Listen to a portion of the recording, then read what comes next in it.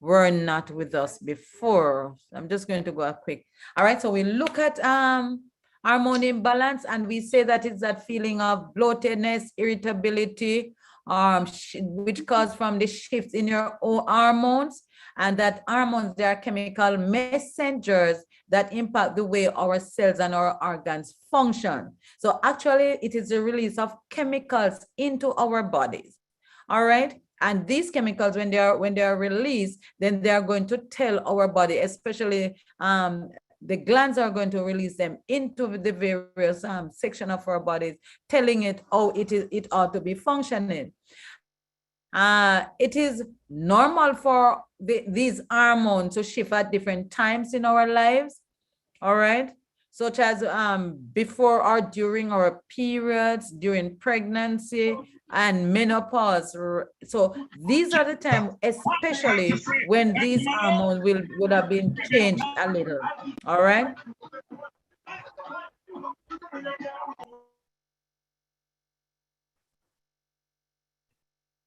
Okay, now there are 5 main hormone imbalances that we need to be aware of. Now there are basically 2 that we're going to be concentrating on, but I just want us to know these are the ones that affect us in general as female. So we are looking at our cortisol, the estrogen, insulin, progesterone, and testosterone. All right, these are the main 5. I want you to remember this because these have impact on our behavior. And if we are not careful in how it is applied, or how we treat our bodies now, it is going to affect our overall being. All right, so I'm just going to go quickly through them so that we can have an idea. Now, these hormones, right, that are released, they come from our endocrine system. All right, and they are throughout our bodies. The endocrine system will release these hormones, and they play a vital role in maintaining homeostasis in our body, which is kind of keep it level, keep it stable. All right. Due to the integral role of each hormone, it's no surprise that a slight imbalance, and I want you to take note of that. It is not saying that it has to be a very big balance. It can just be a slight different balance. Can be a catalyst for our nagging headaches, unpredictable mood swing, increased sweating, or weight gain. So it depends on what is happening. We'll tell what is happening with us. Okay. All right. So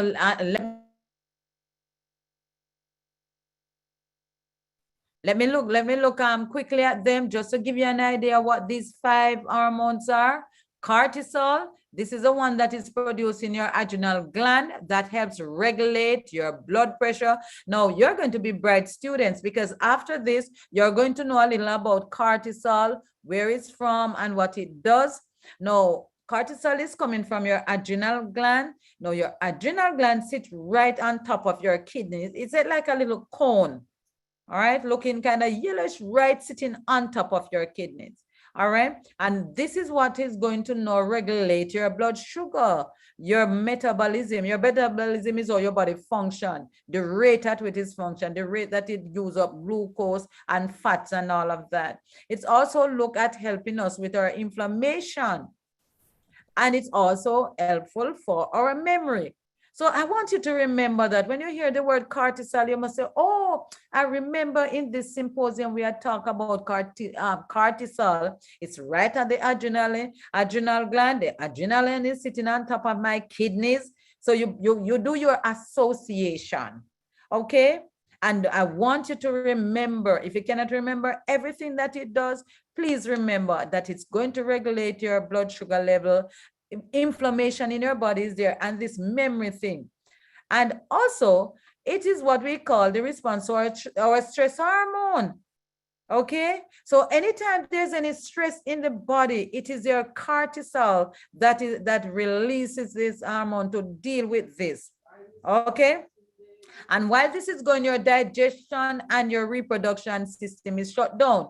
All right, in saying that, can you understand then why, if you live a very stressful life, it is hard for you to get pregnant if you're trying to, or you can go into early menopause, or you can have PMS, premenstrual syndrome, or you can have PCOS and all of that, because it is affecting your reproductive system. So a stressful life affects your reproduction organ and your digestion. And that is why when we look at hormone imbalance, we have to look at our digestion also. All right? Enough said about that. I think we have enough that you can have an idea what is going on. Let's see. Okay, so let me move on to the next one now. We are now looking at estrogen. Now, this is one of the main sex hormones in women. While men have estrogen too, they secrete smaller amounts and do not experience the same effects from estrogen that women do. In women, estrogen is responsible for the physical changes after puberty. All right, I want remember that part. After puberty, your body now is going to be changing physically. So it is what shape you out into being a woman, you know, giving you the all of that shapy thing and those the hips and all of that. All right. So it is responsible. It's also responsible for regulating your menstrual cycle and supporting your bone. So it is your estrogen that's going to regulate your menstrual flow, the cycle itself. All right. It supports your bones. It supports your hearts and your moods during pregnancy. In both men and women, estrogen helps to regulate your cholesterol and your bone health. So you see that this is really crucial, very crucial. And if there's an imbalance in this with the other hormones, then you're going to be in trouble. If it is too low, it will be unable to carry out all of this. And if it is too high, it's going to over carry out all of this. Yeah, I know there's no such word, but you understand what I'm saying. It will overproduce and the effect will be a galloping in these situations. All right. Our cholesterol can get too high. Your bone might become if it's too high, the cholesterol might get high. The bone might become overproducing, so you end up being having gout and all these kind of things. All right. If it's too low, you can missing your menstrual cycle, and you cannot get out of puberty really. You might have the palpitations, all of this going on. Okay. So let me look now at insulin. So we look at two already. Anybody want to remind me of those two? Remember, I'm going through them quickly because I need to get somewhere. All right. Anybody remember what are the two that we just looked at a while ago that I said that they are cortisol and estrogen. All right, cortisol and estrogen, you got an A. Beautiful, right? So now we are looking at insulin. And what is this insulin? It is responsible, it is produced by our pancreas and allows your muscle, fat, and liver to absorb glucose. It's also referred to as blood sugar, and it's also good for breaking down your sugar, all right, the blood sugar, and breaking down fat and protein in order to regulate your metabolic process. Remember, I said that metabolic process is a way in which these things are used by the body, in which nutrients is broken out, calories are accounted for, and all of that. Okay, so this insulin is very crucial.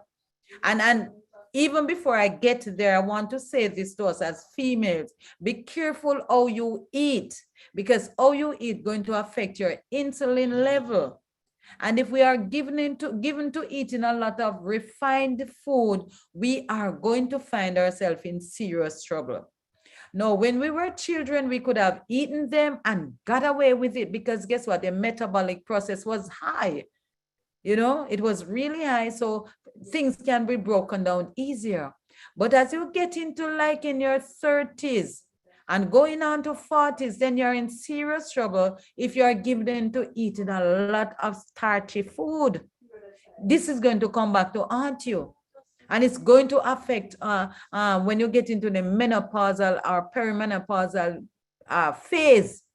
It's going to affect you because the insulin is going to be, many of us will end up with insulin resistance. All right. So the body is not very sensitive to the insulin, and therefore overproduction takes place. All right, after a time, the poor body can't take anymore. You have to get some jab and some juke to ensure that it happen. And you end up in with diabetes and other kind of situation going on. Okay, insulin, very important, but be market. Don't do your refined, leave the refined foods alone. Okay, that's a word to the wise, and we are told that a word to the wise is sufficient. Okay, so let me get to the other one. So the other pretty one now is progesterone. The progesterone hormone is generally thought to be only present in women, but men have progesterone as well. For women, progesterone is crucial in menstruation and supporting the early stage of pregnancy. For men, progesterone helps support fertility and balances the effects of estrogen on the body. All right. So in our bodies as female, there are two special hormones that's governing our behavior as ladies. We have our estrogen and we have our progesterone. Now, they're not equal. Estrogen is always more than your progesterone, but they have a nice balance. The right amount is there when everything is okay, and it will stay that way. Any day come where the estrogen get too high, become very dominant, and the progesterone remain at the same rate, then we are in trouble. Or if the estrogen start falling and the progesterone get too much, then we are also in problem. There is a nice balance with the two, because progesterone for us as a female, and I want you to remember this part, for us as a female, progesterone is your happy hormone. It's the one that make you feel good to be a woman. It's the one that give you that euphoric feeling. All right, it is the one that tells your body that I'm a woman, and therefore things supposed to happen to me as a woman. All right, so we really need to have that. All right, so let me get to testosterone now. Normally, testosterone is the main sex hormone in men. All right, as females, we have a little in us. All right, so we do not experience the same effect as on a man. All right, so it is testosterone in men that help them to change during puberty. All right, for the female, which is the one that helps us to change during puberty? Let me hear the answer. Which is the one that work on us as females? Estrogen. The estrogen. Thank you very much. Yes. So estrogen will work on the female, and what work on the male? Testosterone, right? Testosterone.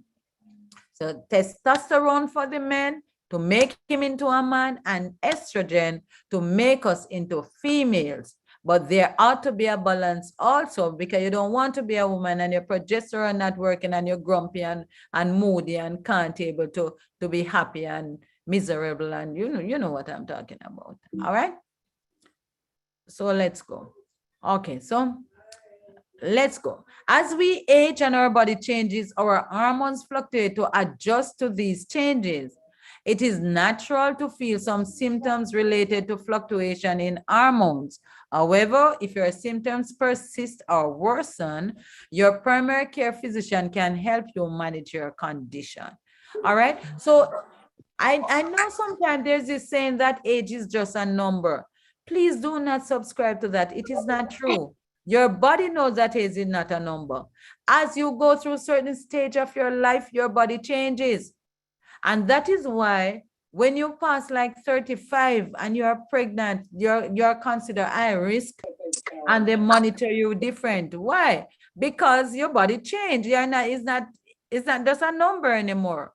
As you go up somewhere and you reach 40, then the body changes again. By the time you reach 45 and going on to 47, 48 there, then your body is setting up itself for menopause, so you're in your perimenopausal state. Right? And by the time you run 50 to 60 some there,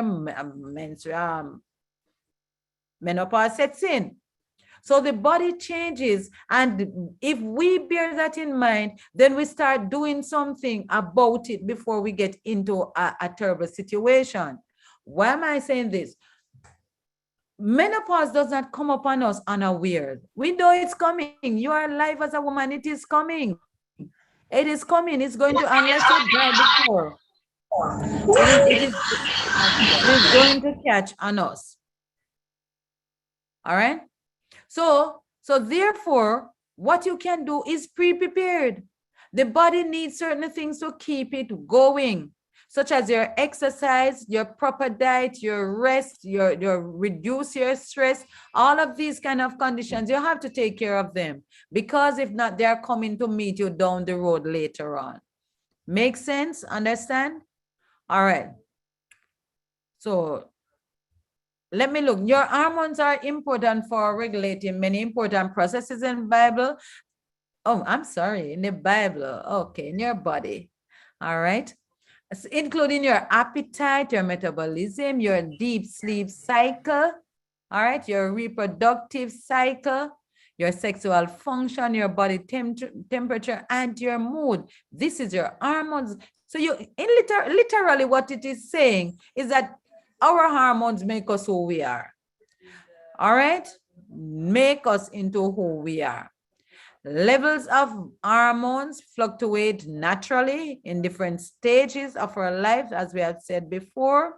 All right? And we are going to look at some of these things. All right? So we look at our moods. We look at heavy or painful periods. We mentioned low libido. All right, is affected by hormone imbalance, insomnia or poor quality of sleep, unexpected weight gain. Okay, and one of the things that tend to affect us as we get older is our thyroid.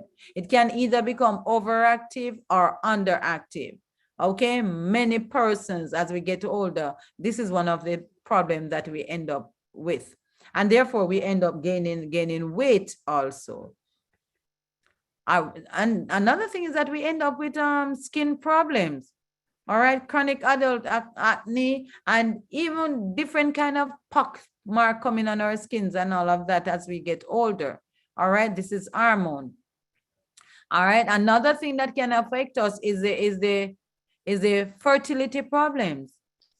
Okay, a woman's fertility normally drops after the age of 35.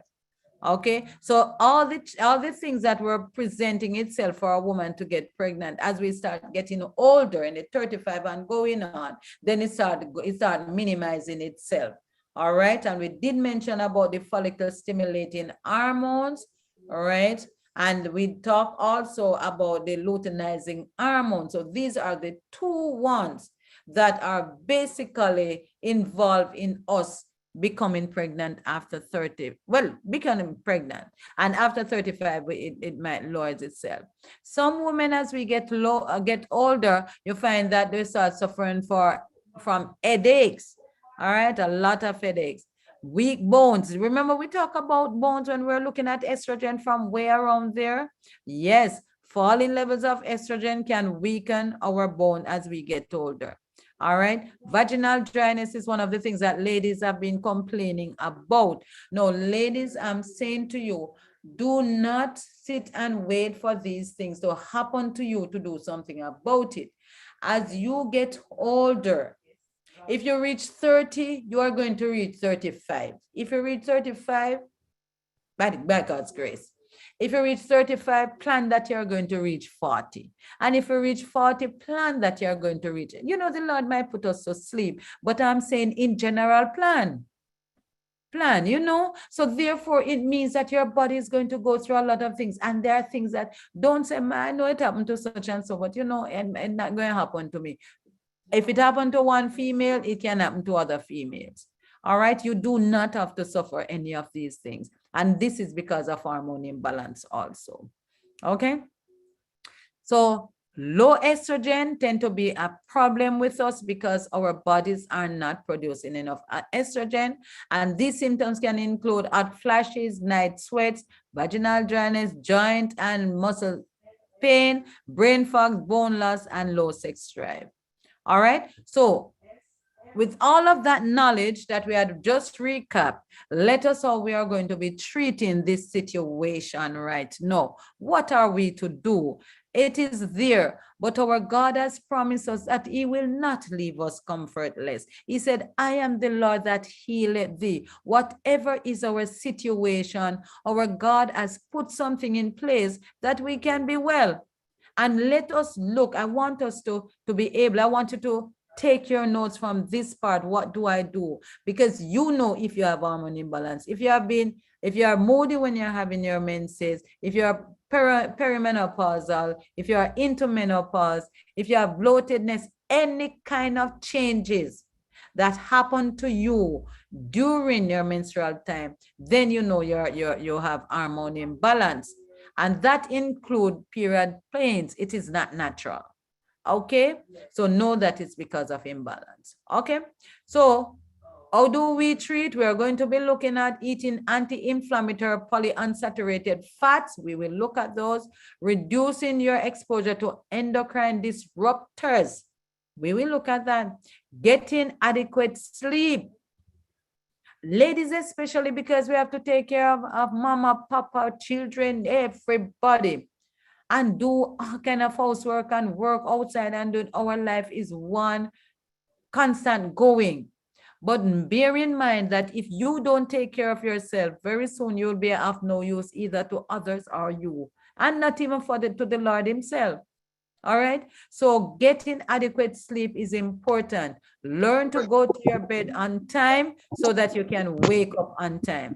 If you go to bed by 9:30, then you're in a position to get up maybe 2, 3 o'clock and do whatever you have to do. All right. So get adequate sleep, use supplements to fill in any nutritional gaps related to gut health and vitamin D levels. You know, when ladies are concerned and hormone imbalance, one of the best supplement I ensure that I give them is one that that is called Woman's Change. Just understand that any kind of imbalance is that the body is changing and therefore it need to rebalance itself. And this is really a good supplement for helping that to happen. And another thing, we give all persons who have hormone imbalance get vitamin D3. Yes, we have to do that. And another thing that we give is a good probiotics.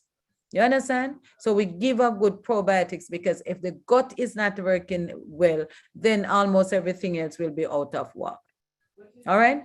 Consume adequate protein. Consuming adequate protein triggers the production of hormones that suppress appetite and help you feel full. Aim for a minimum of 20 to 30 grams of protein per meal. That is like eating half a cup of cooked bean at each meal 2 times daily. That would have given you the protein requirement. Have a handful of nuts or seeds at the end of each meal. All right. So these are very wonderful ways in which can help you to increase your protein level.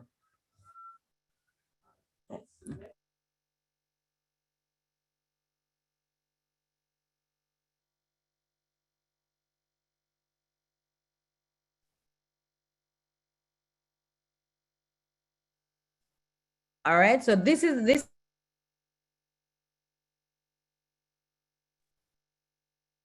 All right. So this is how we will get in some adequate amount of protein. All right. Now let's go to exercise. Physical activity can strongly influence hormonal health. A major benefit of exercise is its ability to reduce insulin levels and increase insulin sensitivity. All right. Now, let me explain this, what this is saying. When we exercise, all right, is that our body become more sensitive to insulin, so it use up insulin better, and it reduce the amount of insulin level that is in our blood. All right, because the insulin that is there, and remember, you need the insulin to digest your carbs, to help to get the glucose into your cells. All right, performing strength training, aerobics, walking, or other forms of physical activity can modify hormone levels in a way that reduces the risk of diseases and protects muscle mass during the aging process. So get a moving. And I praise God that the best form, the most superior form of exercise is actually walking. All right, so go take long walks. All right, good for you. Avoid sugar and refined carbs. We need to do that. Diets high in sugar and refined carbs have been shown to drive insulin resistance. All right? Cut down on the amount of refined food that you are taking. Avoiding these food and reducing overall carb intake may decrease insulin levels and increase insulin sensitivity. All right? So get out, you know, we have a way of this we might snack on one of these things and we'll say, it's just a few grains I have. It's just once in a while I take a pack. Oh, once something is not good for you, leave it alone. All right. These juices that we have the tendency to drink most time, leave them alone. They are going to come back to haunt us. All right. Now, if there's one thing I can say to us, honestly, with all that I am saying, if there's one thing I have to say to you, if someone say, Doc, what is the one thing I can do to ensure that I don't have hormone imbalance? I would have said, learn to manage your stress. Stress can wreak havoc on your hormones. Two major hormones affected by stress are your cortisol and your adrenaline. No, why I would choose this one especially is because if you are doing everything right and your stress level is high, remember we spoke about the cortisol level that is going to come from those two well, let me ask you, where did I say where is going to produce the cortisol? What is going to produce the cortisol and where is it found? Let me go to the adrenal gland. The Adrenal gland. yeah, yes, and it is situated where? Where did I say that? The Above your endocrine. kidney. Over It your is kidney. not above Above your Above the kidney. kidneys. Beautiful, beautiful. Yes, I like that. I like that. Good. So so I want you to come along with me so that you can literally see what is happening. If the stress is there, it's going to affect your cortisol because it's going to produce a lot of more cortisol, and cortisol is going to cause more inflammation in the body. It is also going to do a endocrine disruptor, disrupting your body's natural flow.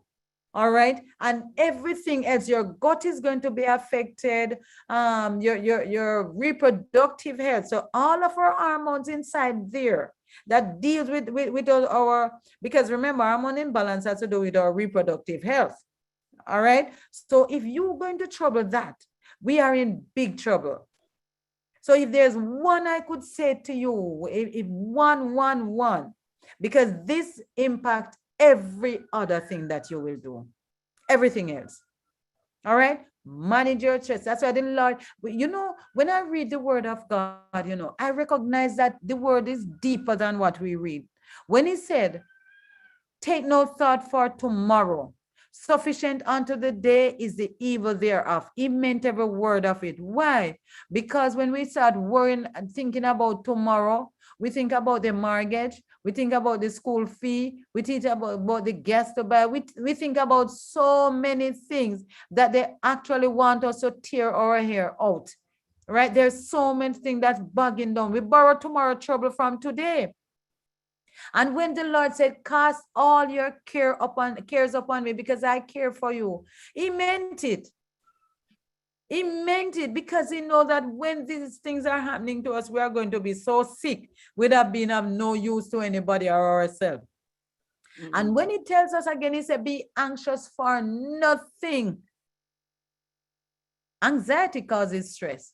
Because we're so anxious for so many things, we are going against the word of God. And every time we go against the word of God, we sin. Every time we go against the word of God, we are sinning against him, because he said we should be anxious about nothing. But he said by prayer and supplication and with thanksgiving. He said in all things we are to give thanks, you know. But because we are disobedient to the word of God, we continue to be doing our own things. Self must be pleased. We are not willing to let go of self, and we want to solve the problem. And therefore, stress is killing us. Stress is killing us. And as long as this is happening, we cannot enjoy the best of health. We I cannot. didn't get that. Could you try again?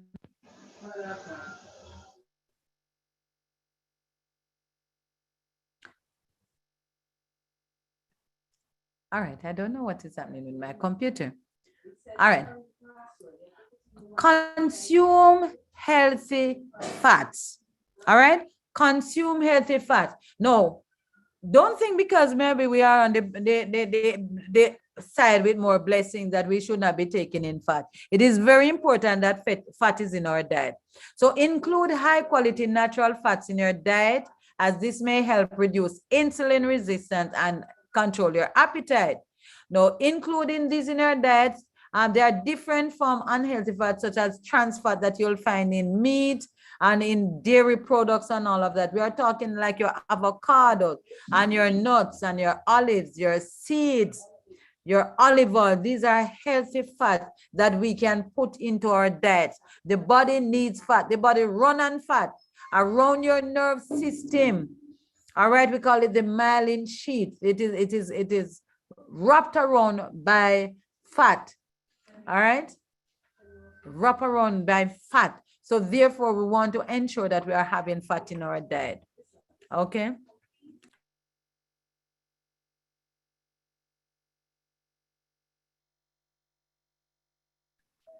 Okay. So get good fat in your diet. At the end of your meal, you can have a handful of nuts. You can have a little nut butter. You can have some olives. You can have a little olive oil at the end of your meal, just to ensure that you are getting enough fat. A word of caution though, please do not put a lot of grease in your food when you're cooking it. You know, don't fry your food so you're taking in some fat. Keep away from fried food and from fatty things. All right.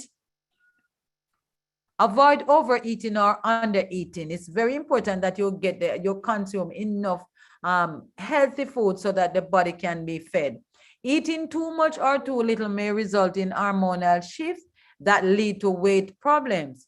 Overeating is shown to increase insulin levels and reduce insulin sensitivity, especially in overweight and obese people who are insulin resistant. Consuming too many or too few calories may lead to hormone imbalances. Aim to eat at least 120 calories per day for optimal health. All right. So you don't need to overdo on your food. You know, recently I did a young lady and she said, Doc, I love food. I eat a good breakfast in the morning, and then I eat some fruits in between, and then lunchtime I eat a very good meal again. And I will take a healthy fruit in the after that, and then I will go in the evening, the 7 o'clock, and have a big meal again. And all the things that were going, I said, man, sis, with all that you have been doing, no wonder the body is in the position that it is in. You understand? Sometimes we take in too many calories into our system, and I have some. the body cannot deal with it. Okay? So be careful of overeating and no eating in between your meals. Set a meal time. If you're going to be eating 3 times for the day, make sure that is 2 every meal in the day, and in the evening you have something like fruits or herbal teas. All right, but something light. You don't go to your bed with a full stomach. All right, that can be also an endocrine disruptor. Okay, no full belly going to your bed in the nights. All right, No, another thing that you're going to be needing is long chain fatty acid, omega-3 fatty acid. This is very important for us, and I praise God that He had made it possible for us to get them. The best source that you can have is your chia seed and your flax seed and your walnut. All right, these fatty acid help to lower your cortisol. And why do we want our cortisol to lower again? All right, our epinephrine and our cortisol to be lowered. Why do we want it to happen? Because if they are, it will help us to become more insulin sensitive, so that the body does not increase our insulin level. Okay, very important. Remember those 3 foods. You can incorporate them into your diet by having a handful of walnut at the end of your meal. You can also take your flaxseed and you grind it. I'm saying to us as females, I'm saying to us, chances are you might not remember all that I've said, but I'm giving you some punchline that I want you to bear in mind at all times. You see the flaxseed, love flaxseed. All you have to do, take 2 tablespoons, grind it, and you can use it in shake. You can use it, you can sprinkle it over your food. You can use the flaxseed and make something like a flat bread and take it that way. You can use it in a shake. Doesn't matter, just get it into your system. On a daily basis, try. Someday you might miss out, but in general, try to get it into your system. Your chia seed, when you can't get can't do flax, do your chia seed. Try to put in 2 tablespoons. Now, those who know me know that I love my chia pudding.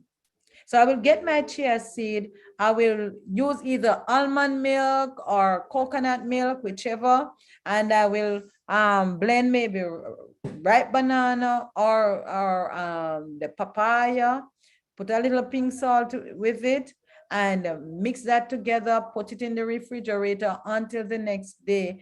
And this nice, creamy, beautiful thing is just there waiting. That, my dearest, can be breakfast. You can mix in a little of your berries or put it on top, or you can do it in layer. You know, one of those days when you want to go light, this is beautiful as a breakfast. So filling, and the calorie count is low. Enjoy yourself with it, and you're getting your omega-3 fatty acid. God is good, and He has blessed us with wonderful food to satisfy us. All right. Get consistent, high quality sleep. No matter how nutritious your diet is, listen, ladies, listen to this. No matter how nutritious your diet is and how much exercise you get, your health will suffer if you don't get enough restorative sleep. Let that one sink in. All right, just let it sink in. We need to sleep. Poor sleep has been linked to imbalances of many hormones, including insulin, cortisol, leptin, ghrelin, and growth hormone. So your leptin and your ghrelin, those are the ones that's responsible for telling you if you're hungry or when you're full. Now, can you imagine if you're not sleeping well, that this is also out of whack? All right. So you don't know when to eat and you don't know when not to eat, and therefore you eat out of turn. And guess what happened? Our hormones become affected.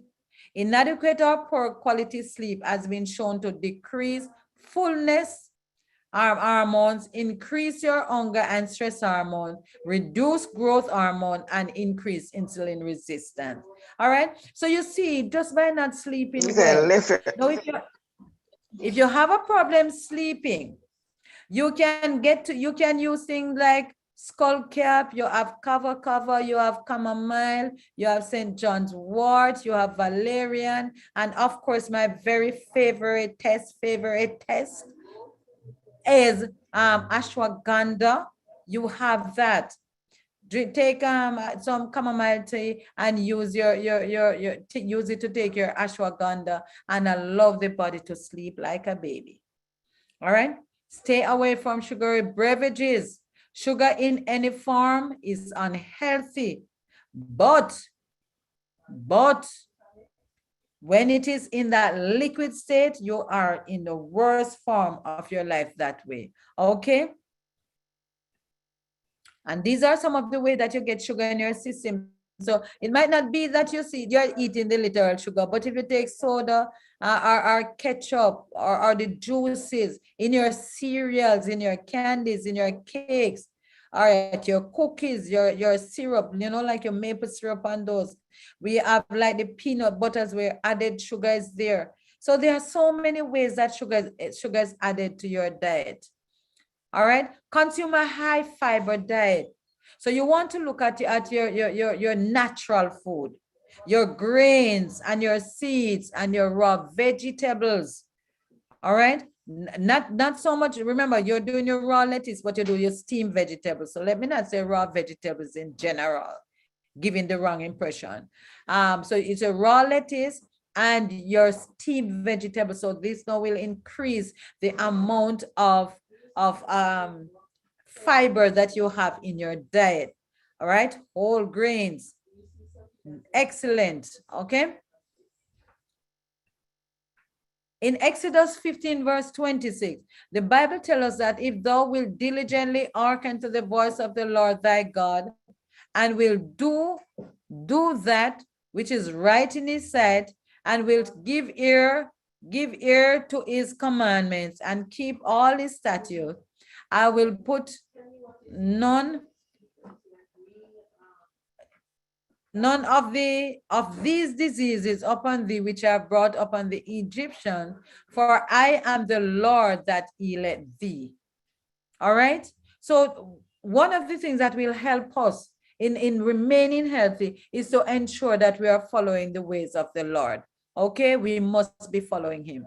I want us now to quickly look at some of the supplements that we can use for hormone imbalance. Calcium, magnesium,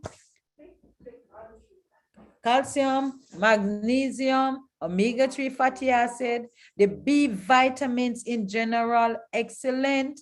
We need to ensure that we have a good supply of B vitamins. And this is something that I make sure when our females come with hormone imbalance in whichever form, then we have something that is called B complete. And I will give them that. All right, take your vitamin E in its natural form, right? The tocopherol, okay? These have been shown to be very helpful. All right. B12 is also needed, and your vitamin D, as I said, I normally give female vitamin D. Iodine is important also. So what I do, I will give them kelp, and I say, take 1 teaspoon and sprinkle it over your meal. If I know that they're not having hyperthyroidism, or we can use dulse. Zinc is a must, and we tend to give like some Brazilian nuts so that you can get the selenium. All right, so these are some of the things that we would have used where supplement is concerned.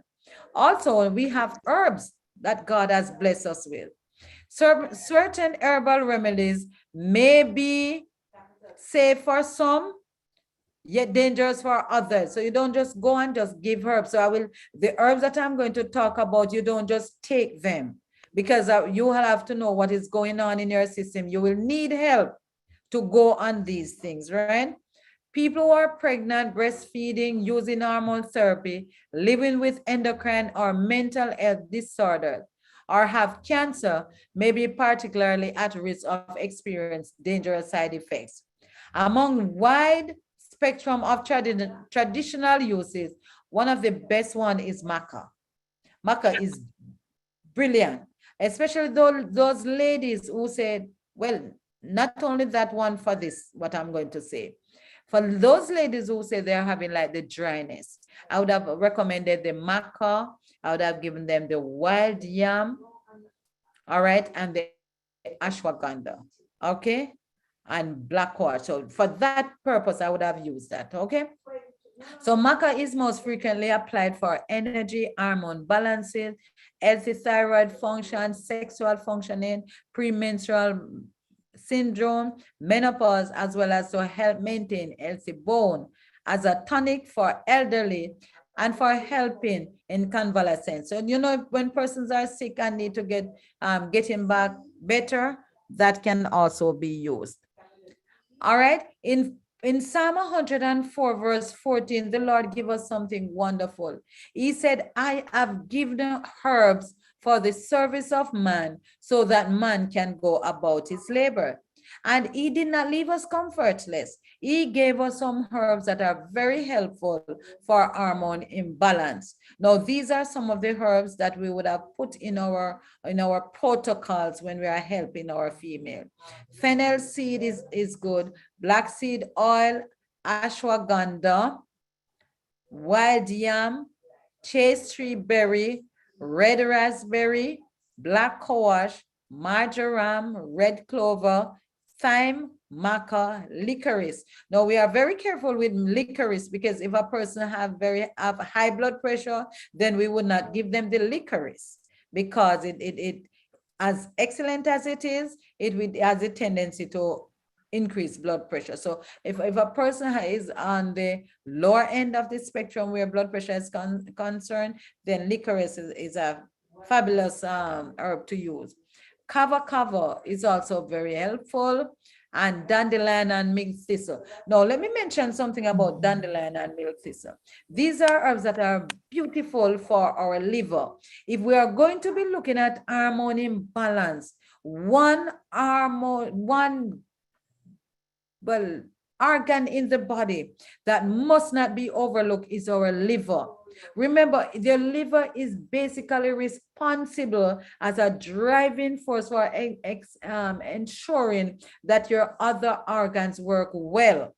It is a provider. It is the machine driver of your system, and therefore you have to take care of it. Two of the best herbs for your liver would have been your dandelion and your milk thistle. You have to detoxify the liver. And I need to mention also that the liver is so nice. It is so nice to us that it doesn't make any great demand on us. You have to take care of it. If you don't take care of your liver and you have any form of liver disease, you're going to have hormone imbalance. So most time when we have this imbalance, we just think is this thing is happening or that part is, and we are not looking elsewhere.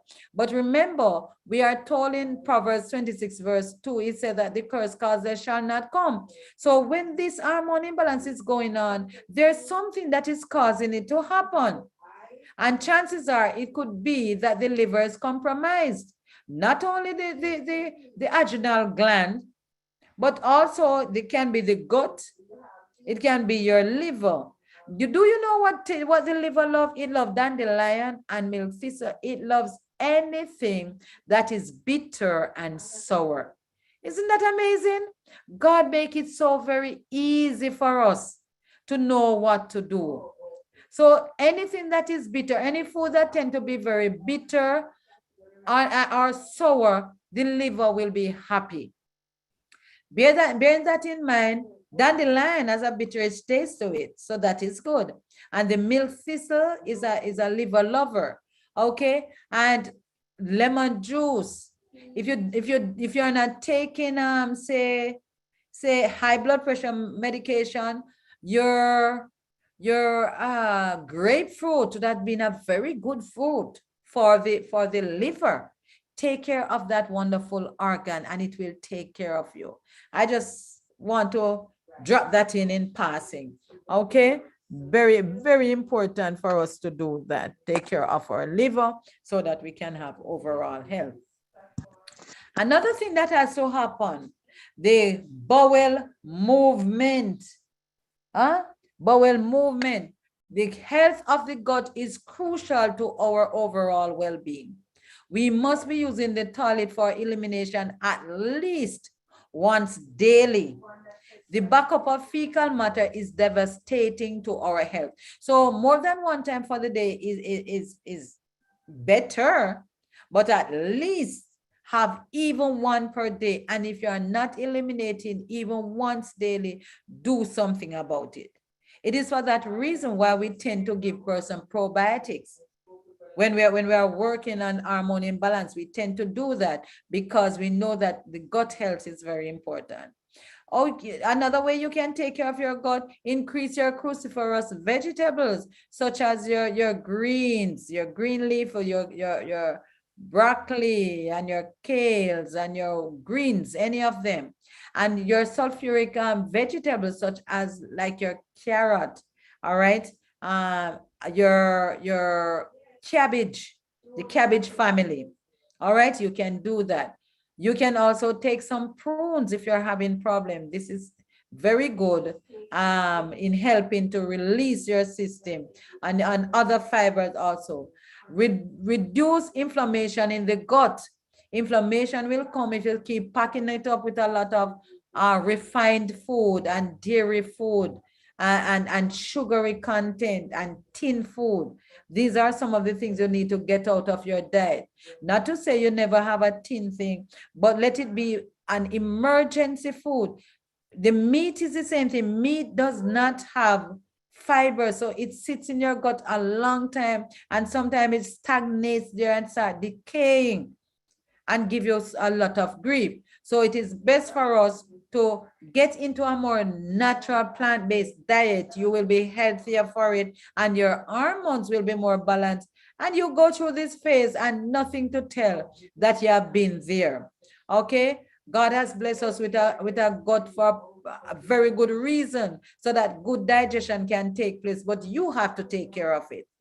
The only way it can take care of you is if you take care of it. It is for that reason when we are treating our females also, one of the things that we do, we ensure that we detox the body. We give them a 7-day detox in looking at hormone imbalance, clean out the system, give them a diet sheet so that in that they will be able to ensure that the colon is working well. In Jeremiah 30 verse 17, the Lord said something very important to us. He said, but all who devour you will be devoured. All the things inside that's causing you to be sick, all the enemies that is inside of you. He said, those who have plundered you, whatever thing inside of you is plundering your system, causing you not to be well, all that is going on. He said, he will despoil them. He promised us that he will restore us to health and he will heal our wounds. This is what our God has declared. When the outer world see that we are sick and cannot help us, God said that he will restore us to health. It is his desire that we prosper and be in health. And I pray that it is our desire also to be well. He's taking care of you, but we have to take care of ourselves. He had given us the power. He has given us the knowledge. And now that you have been educated, I pray to God that you will go and make the necessary changes so that your hormone will become balanced to the honor and glory of God. God bless you and thank you very much. I trust that the information was helpful and that there's something that we can use as a takeaway for today.